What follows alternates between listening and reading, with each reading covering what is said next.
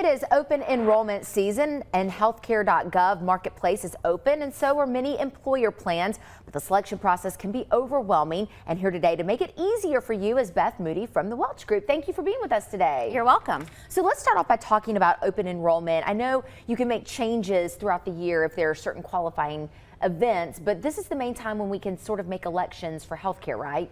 That's exactly right. So open enrollment is a time when you can change plans and there's no medical underwriting. You don't have to have a qualifying event. So it's sort of a free period where you can make a change for your health care.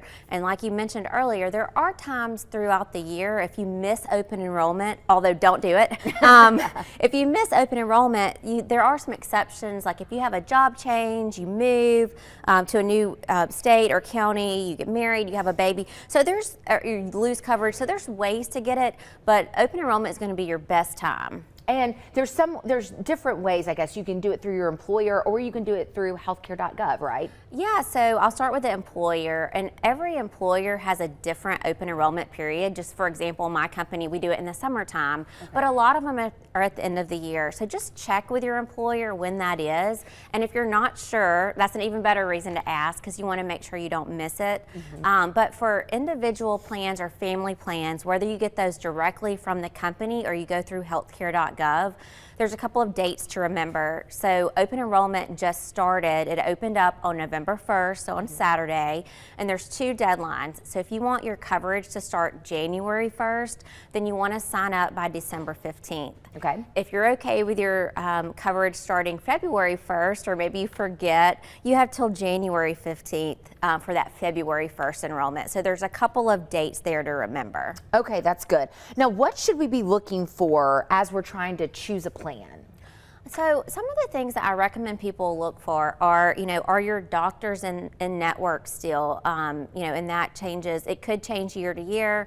And so just make sure if you've got somebody you really want to keep going to, that they're covered. The other thing is you want to see, have you had any medical changes or do you expect any medical changes? So if you know you've got to have some kind of surgery coming up, you want to make sure that the plan has good coverage.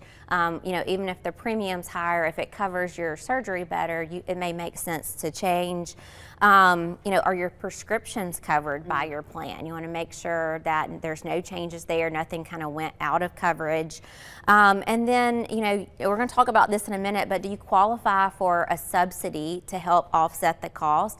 That can make you change from one plan to another, if your income has changed, something like that. But here's the thing. Even if you're happy with your coverage and you say, oh, nothing's changed, everything's good, you still want to review it and just make sure that is the best plan. And then of course, if you are already getting a subsidy on the marketplace, you have to do this anyway. So just a reminder, please do not forget it. And I think the subsidies is kind of what's at the center of the government shutdown. Is that right? Yeah, so that's what, you hear a lot. So just a little background. The subsidies have been around since 2014 when, healthcare.gov came around. Well, in 2021, the government wanted to help people. We were still getting a lot of COVID relief. Right. So they actually expanded the income and said, we want more people to be able to get a benefit and a higher subsidy to help them afford with everything going on.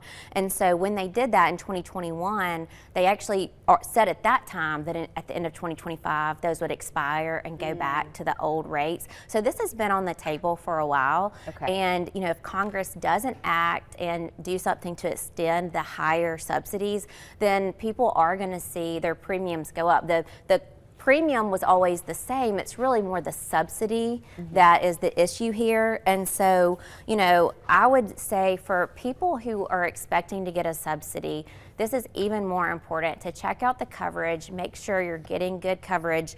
And since we talked about those deadlines, what I would say is, hopefully we'll know something soon. Hopefully the government will, stop the shutdown and come to an agreement so that you can make an informed decision. Go ahead and look at it now. Yes. But like I said earlier, you have until December 15th for January 1st coverage. So, it's okay to look at it now and wait a little while to sign up. What I wouldn't do is wait till December 14th and start looking. I'd go ahead and kind of figure out what you're looking for now. But it's just important to look at that. And I know it's a time when people really want to save money on premiums, but what I'd caution people against is, if you get a cheaper premium that's not appropriate, if you have a lot of health issues, it could cost you more in the long run. So that's why it's just even more important to truly sit back and think about what you need in the coming year. Some great advice there. We hope it helped you if you're trying to make some of these decisions. Beth, thank you as always. You're welcome.